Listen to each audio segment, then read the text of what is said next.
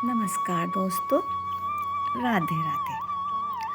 आज हम बात करेंगे कि किस प्रकार हमें कठिन से कठिन परिस्थिति में भी ईश्वर पर भरोसा रखना चाहिए, क्योंकि ईश्वर कभी भी भरोसे को नहीं तोड़ते।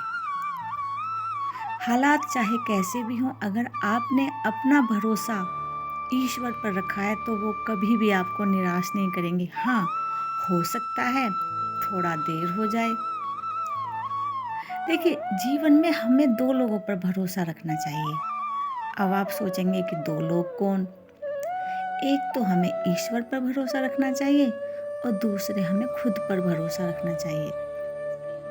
देखिए, अगर आप किसी इंसान पर भरोसा करेंगे तो हो सकता है वो इंसान आपके भरोसे को तोड़ दे। लेकिन अगर आपने खुद पर और ईश्वर पर भरोसा रखा है तो आप कभी भी निष्फल नहीं होंगे, क्योंकि हालात कैसे भी हो, अगर आपके अंदर विश्वास है कि आप इस हालात से लड़ सकते हैं तो ईश्वर आपका साथ कभी नहीं छोड़ेंगे। चलो, इसी से संबंधित एक कहानी सुनते हैं। लेकिन कहानी सुनने से पहले मेरा आप सभी से हाथ जोड़कर निवेदन है कि प्लीज़ मेरे चैनल को लाइक करें, सब्सक्राइब करें, ताकि मुझे ऐसे ही मोटिवेशनल स्टोरीज बनाने के लिए प्रेरणा मिलती रहे।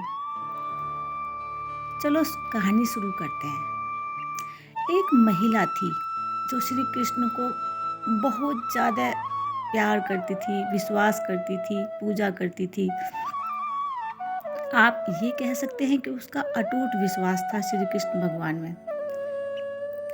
अब उसके जीवन में कुछ कठिन समय आया, बहुत ज़्यादा कठिन समय आया, जिस हालात ऐसे हो गए कि घर में खाने के भी लाले पड़ गए।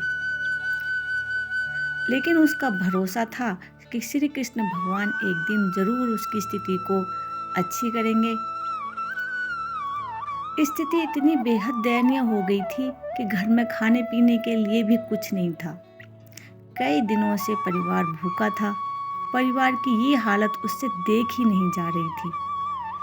फिर एक दिन उसने व्यथा रेडियो के माध्यम से भगवान श्री कृष्ण तक अपनी मदद करने के लिए गुहार लगाई। देखिए, उसको विश्वास था कि मेरे कृष्ण भगवान जरूर सुनेंगे। अब कृष्ण भगवान, कलयुग है ये, सामने तो आएंगे ही नहीं बिल्कुल भी। तो उसको ऐसा लगा कि मैं उनको गुहार लगाऊंगी तो वो जरूर सुनेंगे। उसने विनती की। जब वो विनती कर रही थी तो एक घमंडी, नास्तिक, अहंकारी उद्योगपति ने उसे सुना और सोचा कि क्यों न इस महिला के साथ कुछ ऐसा मजाक किया जाए कि उसकी श्री कृष्ण के प्रति आस्था भी डगमगा जाए।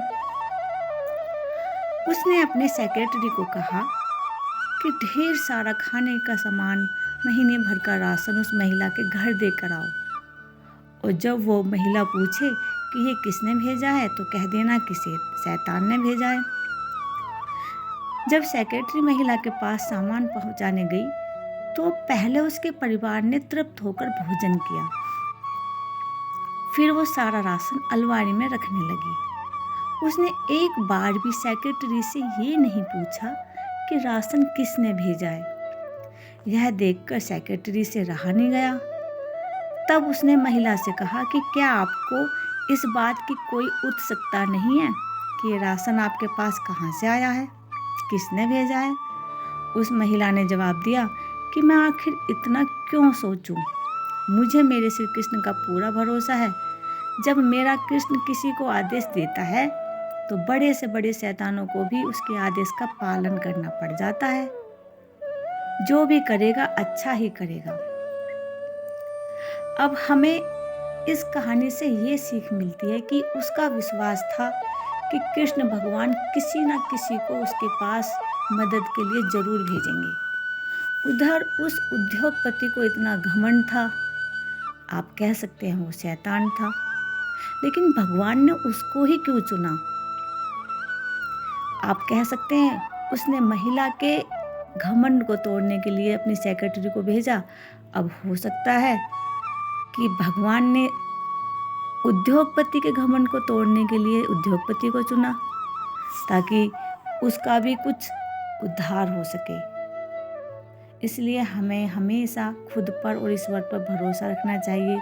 लोग क्या कहते हैं, क्या सुन रहे हैं, हमें इस बात से कुछ मतलब नहीं रखना चाहिए। जय श्री श्री कृष्ण।